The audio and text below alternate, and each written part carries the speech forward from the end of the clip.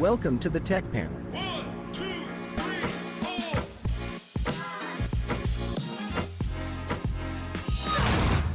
The podcast where tech minds meet. Oh, hey, before we get started today, don't forget to subscribe and ring that bell. Welcome to the Tech Panel. I'm Arvin. And I'm Jamie. We're joined by Ben Amos, a passionate online video strategist, video producer, international speaker, and consultant working with high-impact brands worldwide. Ben is the author of Engage, the definitive guide of video strategy for business, and the host of the Engage Video Marketing Podcast. Ben's mission is to help creatives, marketers, and entrepreneurs attract, engage, and convert audiences through strategic video marketing. Today, we'll explore how to stay ahead in this evolving space, balance creativity with technical execution, and connect with the right audience through video. This is the Tech Panel. Welcome to the show. It's a pleasure to have you on today. Oh, it's great to be here, Arvin. Jamie, thanks for having me on the show. You are welcome. I am very intrigued to hear. Why don't you give us a run through about Innovate Media, what you've been doing, how you came about? Yeah, sure. So, I'm the creative director and founder of Innovate Media. We're a Sunshine Coast-based video strategy and production company. I've been doing this for about 16 years now. So a lot's changed in the world of video. We might touch on that a little bit today. Yeah. But so what we do is we help businesses connect to their customers through all sorts of video content. Most of that is obviously online. Mm-hmm. We do that through a strategy-first approach, which, we may talk about today, but it's really about ensuring that the videos that we deliver for our clients actually get the results that they're intended to deliver. And we do that for clients all around Australia now, which is great. Amazing. And was there like a specific moment when you realized you're like, I'm onto something here with this video content creation stuff? Like, what was the journey to where you're at today? Yeah, so 16 years ago now, I started this business. Well, I used to go back even further. I used to be a high school teacher of drama and also film and media. So I was teaching secondary school kids how to make videos, right? But I was a creative at heart. I just wanted to figure out a way that I could maybe leave this teaching thing behind and just get paid to make videos myself. Now, 16 years ago, YouTube was barely a thing, right? It's only just started a couple of years before. And the world of video was very different back then. So the idea of like, what sort of a career could I do that, I could get paid to make videos? And I didn't actually realize until I ended up living for a while in Galway in Ireland and worked for a small video production company over there. And I realized there are businesses that actually pay people to make money. At that stage, it was like corporate DVDs and trainings and things like that. But I didn't even realize this existed, And so And you learnt this in Galway? Yeah. So I worked for a small one-man band. I was his second man, basically. And so we were making videos for like pharmaceutical companies in Galway and Ireland and things like that. And so I moved back to Australia and I was like, okay, that's the plan. I can figure out how to do that, surely. Mm-hmm. That guy over in Ireland, he wasn't running a particularly good business, let me tell you that. But he was doing it and he was making good money. So long story short, I moved back, taught for a little while still at high schools, but in the meantime, I was getting the ball rolling with my business. And so I started and haven't looked back really. But to answer your question, Arvin, about what kind of made me realize I was kind of onto something here, it was around about 8 years ago. It was a specific moment. I remember it really, really distinctly in the business. Was basically I was at that stage making videos for small businesses here on the Sunshine Coast. I was being hired to kind of come in and, make a video, maybe a branding video for their website. And there was one particular business. It was a local removalist company here on the coast. And I made what we called a brand story video for them, a couple of minutes long, and a couple of client stories or case study videos. And that videos were great. They looked good. They sounded good. The client loved it. We loved the work that we created. We got paid. We moved on, went to find someone else to make a video for. But this particular client, I remember just being, I guess, inquisitive, checking back 6 months later on what they'd actually done with the videos. And all I could find was that they'd uploaded a tiny little embed in the corner of their website. And I clicked through to YouTube and it had 34 views in 6 months. I thought to myself, okay, well, clearly that's not a return on investment for what they paid for that video. The fact is that they didn't know what to do with the video. They knew they needed video or they wanted video. We knew how to make video, but no one was having a conversation with them around what the strategy was behind the video content and how it was actually going to work to get the results that they need. So that kind of kicked off for me this kind of, I guess, mission to figure this stuff out. I wasn't a marketer at heart, but that's absolutely what I've become. Yeah. And that drives everything that we do now. So that kind of led to, what is now in this book, my book, which I published earlier this year as well. And everything that we do and that I speak about on stages around the world and educate our clients about and educate other video producers around the world as well, all around video strategy. And I've become really passionate about it.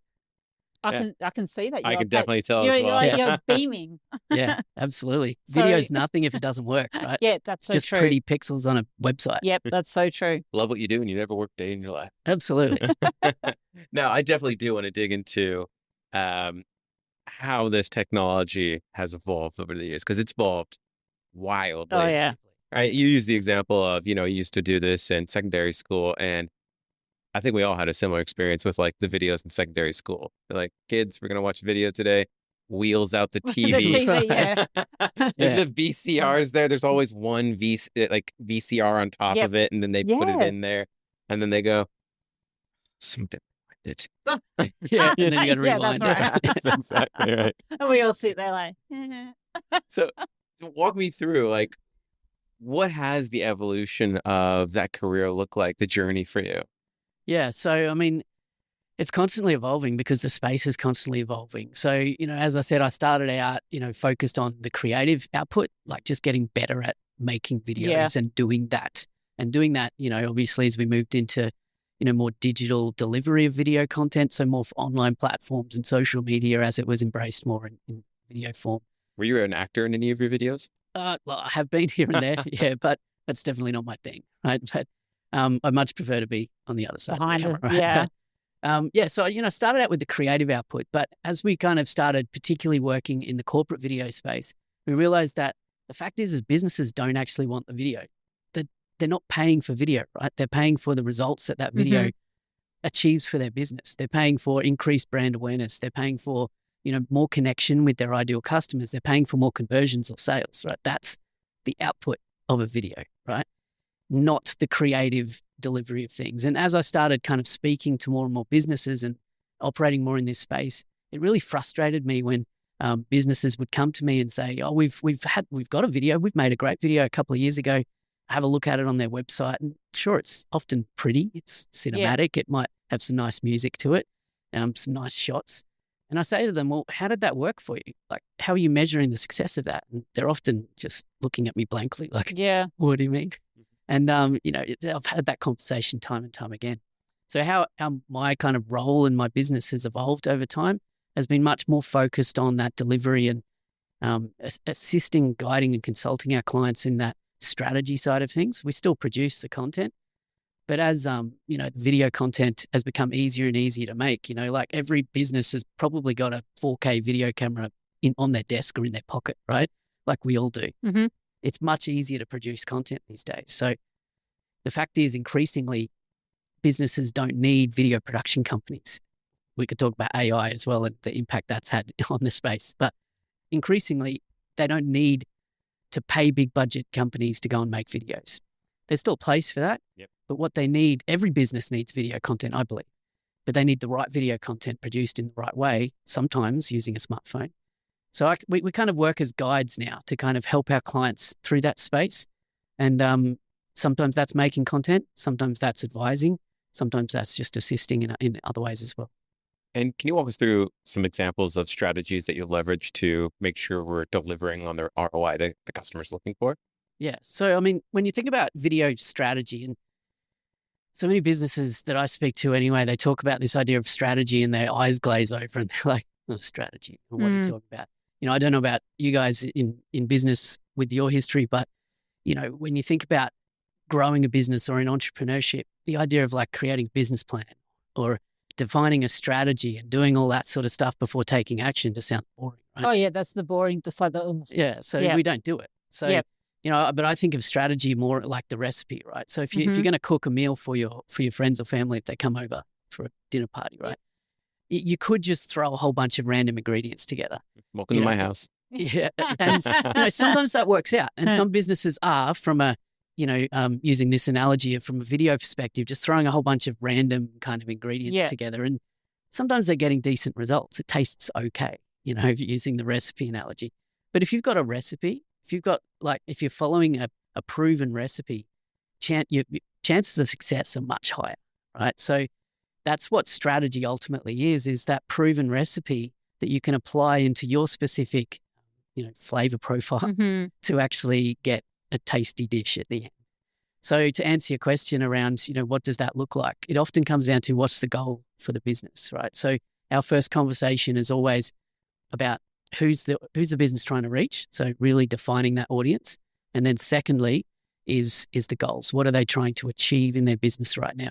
And that can change over time, right? So usually what we'll do is identify what's the primary goal that's really going to move the needle for the business right now.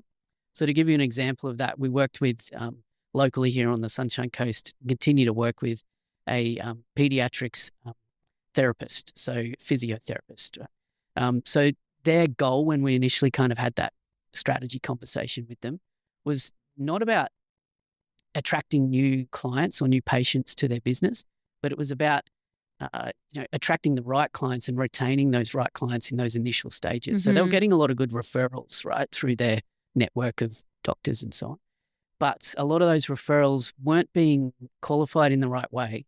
So they were coming in for that initial conversation or consultation, wasting a lot of time, and then not going further with the treatment.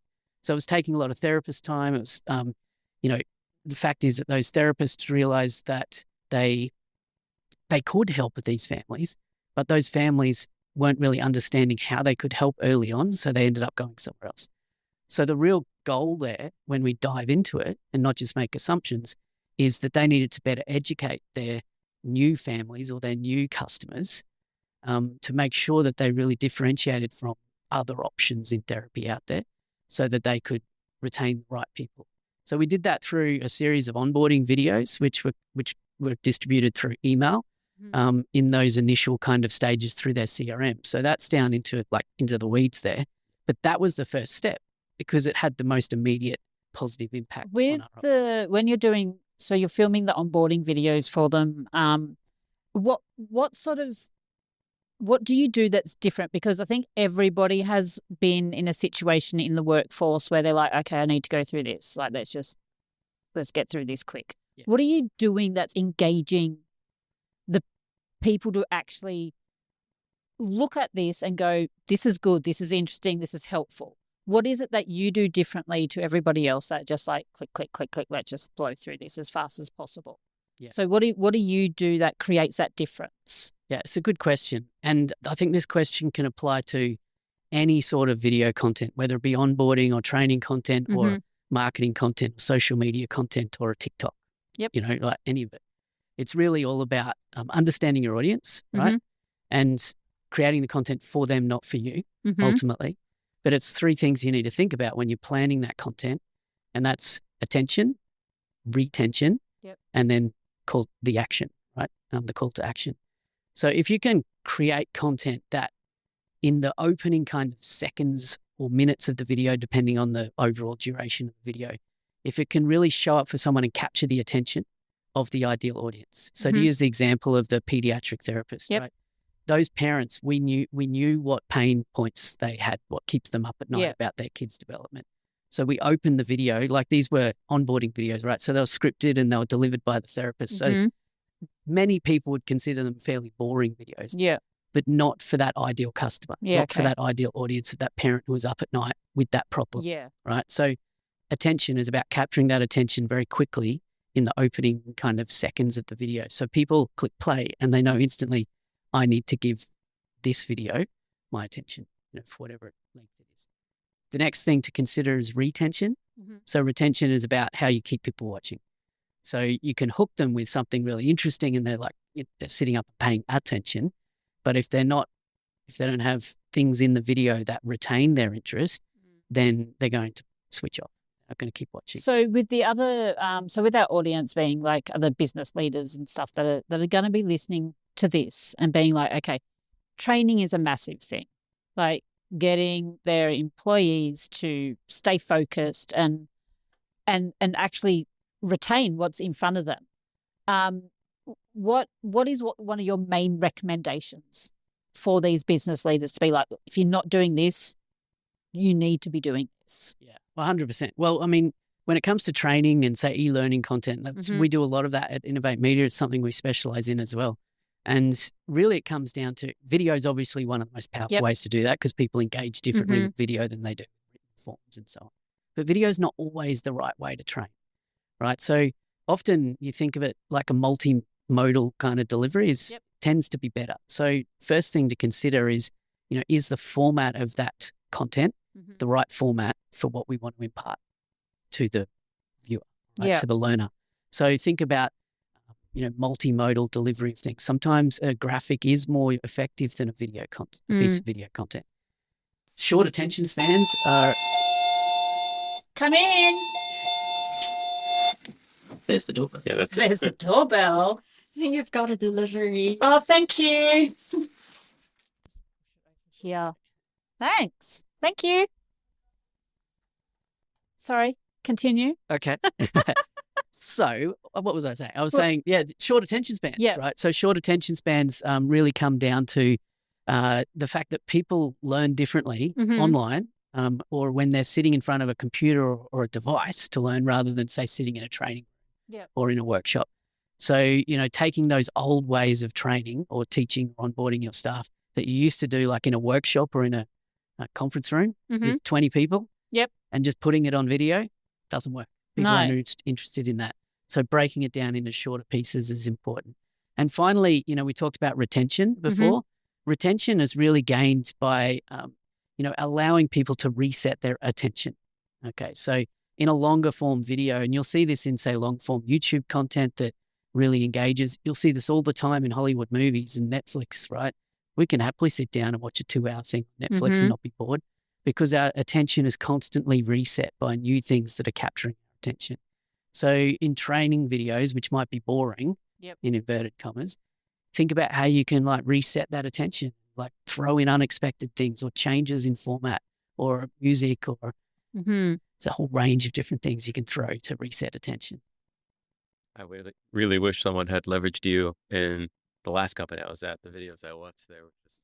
Oh, we've all seen bad versions of tips. Snooze fest where you're like, oh, I know I have to watch this.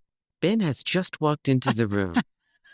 Ben just had an awkward moment with this person. If only Ben had tripped, that would be amusing. We've been there. What do you think that they're getting wrong? Why are we not seeing widespread adoption of these types of techniques when it comes to video content creation? Why is it what I just experienced always in every single time? It's a good question. And I think I kind of touched on it before, is that too many businesses are focused on creating content for them, not for their audience. But don't you feel like they're not the creators of this content? I feel like most of these companies go to someone to get the content. Like I feel like if we pointed our finger at any one of these businesses outside and you said, you guys need a video, they'd be like, yeah, I'm going to hire someone to do it because I wouldn't know the first thing about it. Yeah. So I feel like the creators for these businesses that they hire, that's the standard. 100%. Yeah. And I think that's up to the business who's hiring these creators to ensure that they're hiring the right creators who are going to have that input.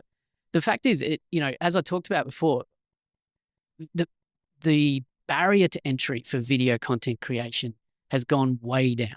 In the 15 years that I've been doing this, I mean, going back 15 years when I started my video production company, I had to get a $10,000 loan to get a video camera that was capable of doing high definition video content and a computer capable of editing. Right? These days, my 13-year-old daughter can do that stuff on her iPad, right? So it's easy to do. You can throw a rock down the street and you'll probably hit a content creator, right? A videographer or someone who has a DSLR video camera or something better and who can say to you, I will make you video content. But the first thing as a business to understand is it's up to you to ask the right questions if they're not asking those right questions of you, of course. Yeah. Ask the right questions of that creator and say, like, how are you going to guide us through this process? How are you going to ensure that it's the right content? And if you're not hearing the right things back or you're hearing like confusion or they're just turning back to you and saying, well, you just tell us what video we want to make and we'll just make the video for you. Then you're probably going in the wrong direction, right? So they're all going in the wrong direction, is what you're telling me. Yeah. Well, hopefully not, because, and the fact is I talked about, as I've been talking about this stuff over the last 8 years, And through my podcast as well, I've got a podcast called the Engage Video Marketing Podcast, over 300 and something episodes, where I talk about video strategy. The target market for that podcast is primarily other video producers or videographers, because the more I started talking about this 8 years ago, the more other people who know how to make video content were coming to me and saying, we don't know the marketing stuff, but we need that, because my story that I started with before around that 34 views after 6 months, I hear that time and time again. Yeah. And creatives don't like their creative work to not achieve results, right? But if they don't know how, if they don't know the questions to ask, if they can't be that video strategist to their clients, then, potentially they're failing their clients. And a good video producer should consider themselves a video strategist. And if they don't know how to do that, well, that's why I wrote this book as well, right? So you've got this book, so Engage, the definitive guide to video strategies for business. Within this book, I'm assuming there's like literally a definitive guide, right? Right. Yeah. Yeah. But what if you could be like, okay, you've got one night of an hour to read part of this. Where are they going to get the most benefit from it? Like, what's the most juiciest, important bit in here that a business can come in and be like, okay, yeah, I'm going to go straight to that chapter? Yeah. So the book is really structured around part one of the book is really around like understanding the world of video and where it fits today in 2025 for a business, understanding the importance of it. So, that's kind of an important kind of foundation, I guess, but you don't need to start there. Really, the part two of the book is based around, and that's the bulk of the book, is based around breaking down what I call the 7 elements to an effective video strategy. So there are 7 key elements that a business needs to understand or make sure that there's been clear decisions made in order to define the strategy for either for business's video strategy or for a video. But then in part 3, if you did want to just flick to the actionable stuff, part 3 is the tools that you can use straight away in your business. So there is a chapter there called the 7-minute video marketing plan, which is effectively a 7-minute kind of exercise you can go through in order to get clear on what's the strategy behind a particular video. There's what I call the 1-page video strategy canvas in there, which, if you're familiar with the business model canvas, is something that's been around startup kind of ecosystems for a long time. It's very much based on that. It's like 1 page where if you basically just fill in the gaps, you've got yourself a video strategy. So you do need some foundation of understanding, which the rest of the book covers in order to correctly kind of fill that out. But they're the actionable tools that you can just take and apply. And then the last thing in part 3 is what I call the simple 7. So these are 7 specific videos that any business can do with no budget, just with an iPhone, and they can integrate them into their kind of marketing plan or in their business, basically without any budget. So it's all there in the book, and it's from actionable stuff for a business, like a micro business that could pick up and just do it themselves, or a video producer who's getting paid to make videos can upskill themselves, or a big enterprise company can hand it to their CMO and say, look, we got to do better because we're failing in some of this stuff. I'm curious to hear from your perspective here, especially if the book covers it. Now, I'm not a content creator by any stretch of the imagination. I don't create videos at all. But my perception is this. The industry has gone from historically low impact, larger videos to high impact, short videos. Is that a fair assumption? It's a fair assumption, yeah. But I mean, traditionally in the corporate sense, you used to invest a large portion potentially of your marketing budget into a corporate video, right? Which, like I said, prior to online delivery, used to be on like your corporate DVDs or in your prospectus or something like that, right? Kind of dating us here right now, but that's what it used to be, right? But then as video production became more ubiquitous and became more expected, and obviously as internet bandwidth and streaming became more achievable on websites, then the demand for video content expanded and exploded, really, right? So most businesses now need much more video content as far as quantity. But because of that, they don't have unlimited budgets. So they're going to, obviously, you're going to spread that budget thinner, Yeah. potentially. So when you think strategically about that, though, that allows you to decide, if you do have a specific budget for video marketing in a business, where to apply that budget for most effect, right? Because there are certain types of videos that you do need to typically invest in, and there are other types of videos strategically that you can plan for, which make sense to be produced on webcams or smartphones or with lower production quality. Yeah. But understanding where that fits is, I think, an important part of a video strategy, right? I guess what I'm getting at here is, how have you adjusted how you teach people strategy in video content creation when it feels like the focus for every business right now is, I want a viral video? And a viral video, I feel like by its very nature, needs to be something that applies to a really broad audience. You can't really hyper-focus on your target customer, because that's going to be a niche, typically, or at least I assume it would be. And you got to be exceptionally creative in some way, or uniquely connected to the things that make an audience tick. Like, everyone looks at TikTok video or whatever. They're like, well, how hard could it be to make a video? It's like 20 million views. Look what they just did. It's like, give it a crack. Yeah. See how far you get. Yeah. You know what I mean? Like, how have you adjusted strategies for companies to hit those types of milestones? Yeah, I mean, it often comes down to re-education or adjusting expectations. And the idea of bringing it back to strategy first is typically the way to control that conversation and manage those expectations. Because when you are looking at video content less from a tactical perspective of like, here's a video, let's just try and get as many people to see it, or let's try and get a viral video, that's a tactical thing, right? But if we're looking strategic, the question's not about the video, which is the tactic. The question's more around what's the strategy, which is what are we hoping to achieve here? So is a viral video a good strategy? Can be, yes. Is a viral video the right strategy for every business? Probably not.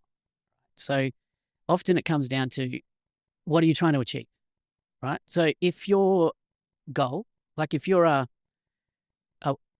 wide target audience, let's say direct to consumer commercial product, FMCG type product, right? Then having a viral moment on video could actually lead to significant kind of boost in the bottom line.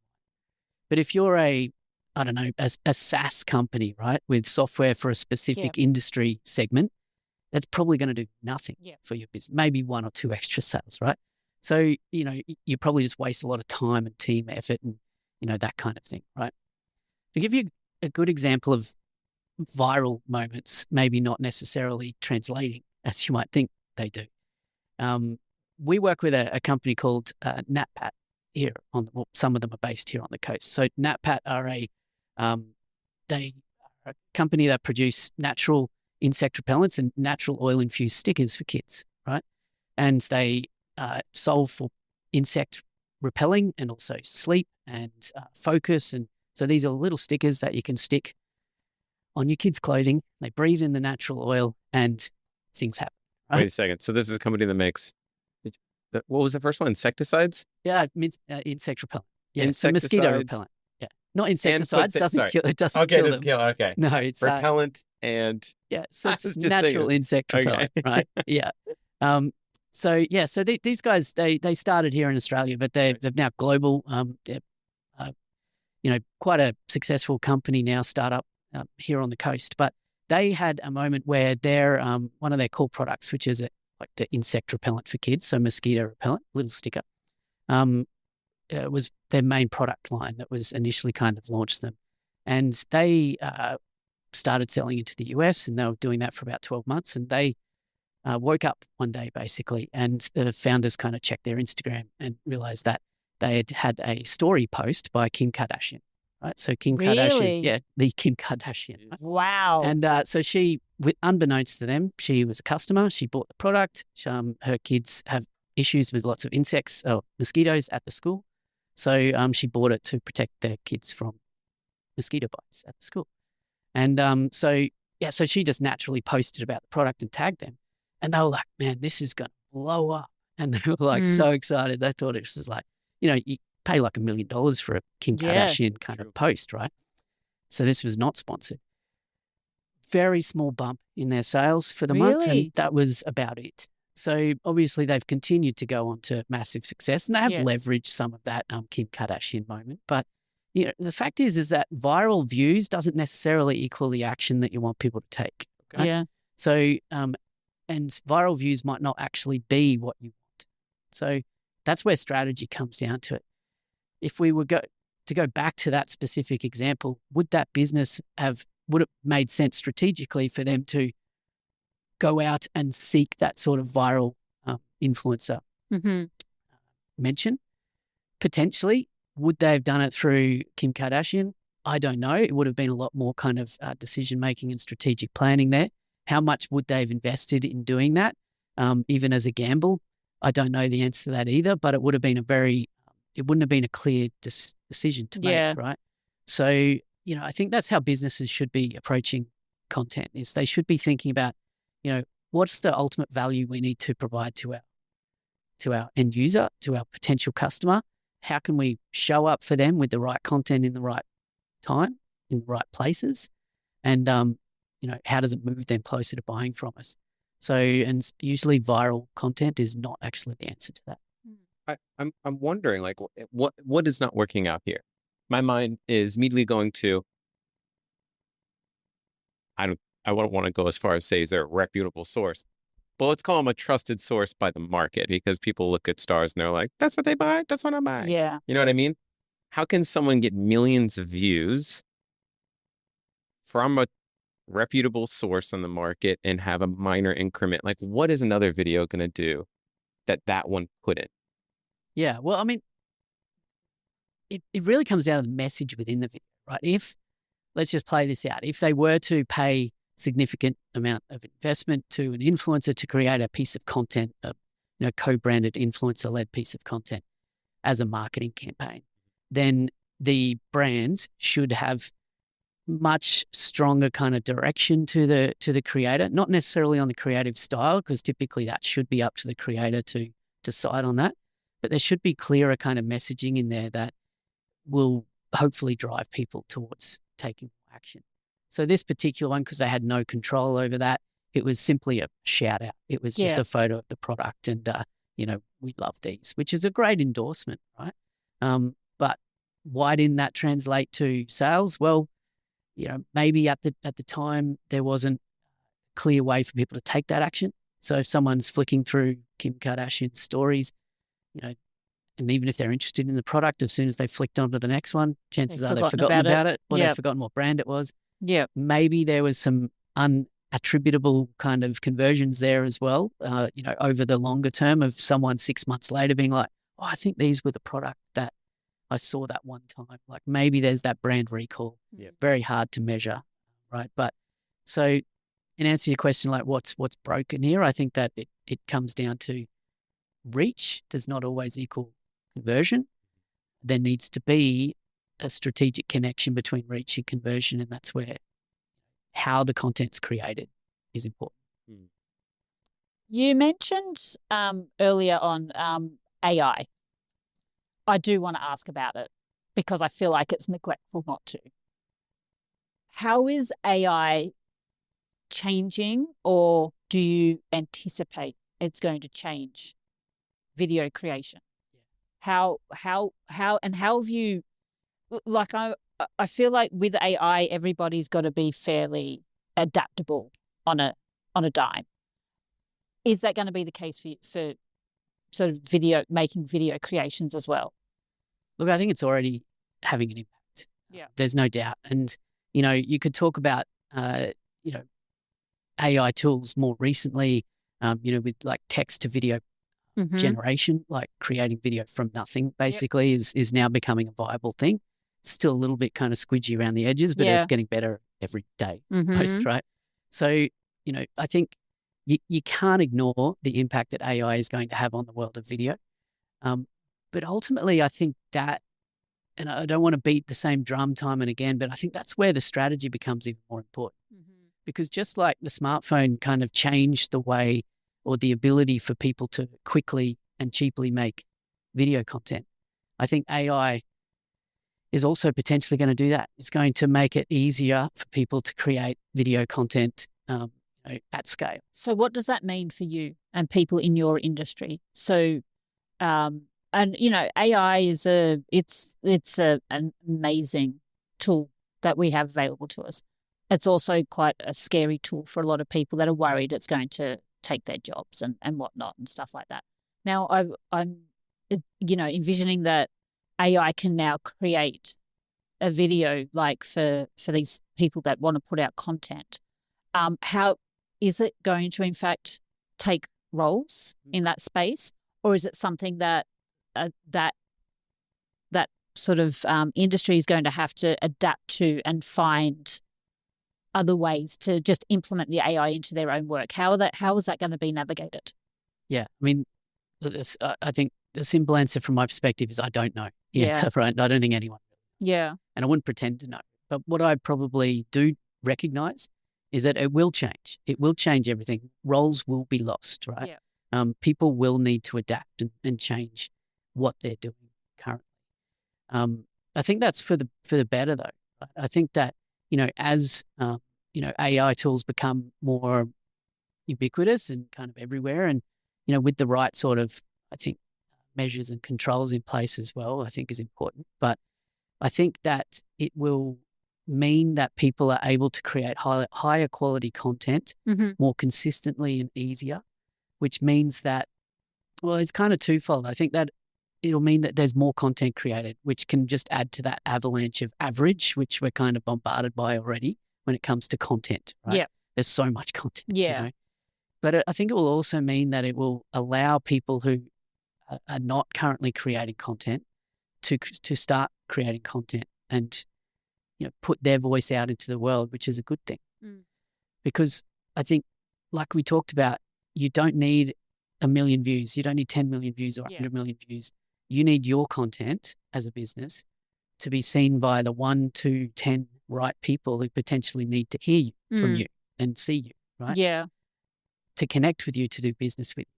So if that makes it easier, which it does already with, ChatGPT can help you write scripts and can help you form ideas and brainstorm ideas. Canva's AI tools can help you kind of get things, generated quickly and things like that. You've got tools like Opus Clip, which allow you to, take longer form pieces of content, cut it into short form pieces of content with burnt-in captions, which makes it easier for content creators than ever before. So I think that's good. I think the downside, the potential negative side, is that I love how you rolled two words into one there. I know. Negative. What's a petegative? I have no idea. But let's make it up. Potential negative. Yeah. There we go. Makes sense. So the petegative here is that, I think businesses will feel that it's a shortcut. Yeah. And they'll use it like a shortcut. Yeah. So they'll basically, and this is the wrong thing. This is my caution to businesses. If they see AI and think, awesome, I don't need to show up on video anymore. I can just type a prompt and I can generate 50, bits of rubbish video content and then just spam it out there. I think that's as bad as robocalls, everyone hates receiving those kind of robocalls during, political campaigns. It's as bad as that. So don't think that just because you're being smart and utilizing an AI tool to generate things at scale and rapidly and quickly that it's a good business strategy. Yeah. Authenticity always wins. People buy from people. People don't buy from robots. No, yeah, you're right. So the more, I think the businesses that embrace AI and use it to accelerate and amplify their authenticity rather than use it to hide, I think they're going to win.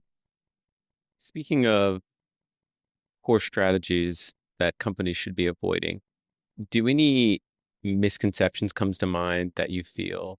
You've obviously got a great platform right now to speak to a broader audience.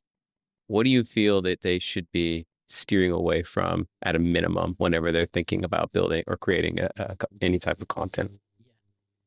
It's a good question. And I think there's a few things to caution here. And I think the first one, and probably the most common mistake that I see businesses make, is feeling that they need to be everywhere on every platform. So feeling that if we're going to do social media, right, or to do video content, that we need to, be everywhere. Yep.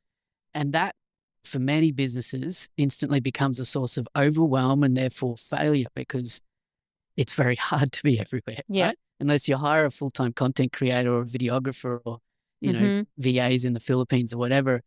Even that is not an easy task, Yeah. right? If you've got the staff to deal with it. The fact is, if you're looking at your content plan strategically, you don't need to be everywhere. You need to, be showing up where your audience needs to hear from you. And you need to be doing that with the right content, not just a lot of content. So I think that's the biggest caution, is just don't feel like you need to be everywhere. Everywhere all at once, whatever. I was thinking that movie reference, but I can't think. Like there is a movie Whatever with it that is, actual right? title. Anything everywhere all at That's once. it. That's it. not it. I don't know. Whatever. Yeah, everything everywhere all at once. That's it. Yeah. I feel like this book was should nearly have there. been like labeled a cautionary tale to mismanaging marketing of video content. Oh, it could be. Yeah. Yeah, it could be. Yeah. Yeah. Or how to get your movie references right. That's right. Yeah. Or how to conjoin two words that have nothing to do with each other. I've got a couple more books in me. Don't worry. Do you want to take the? Can we do the? I don't. You may have noticed. Well, I did think it was, you should mute that doorbell before you start recording. Yeah, you may have seriously. noticed that someone came in with a package, I did. with a delivery. Yeah. Did you? Did you really? Yeah. All right. So. Going to have to edit that out. Okay. Okay. What is that? We have. So this is a viewer question.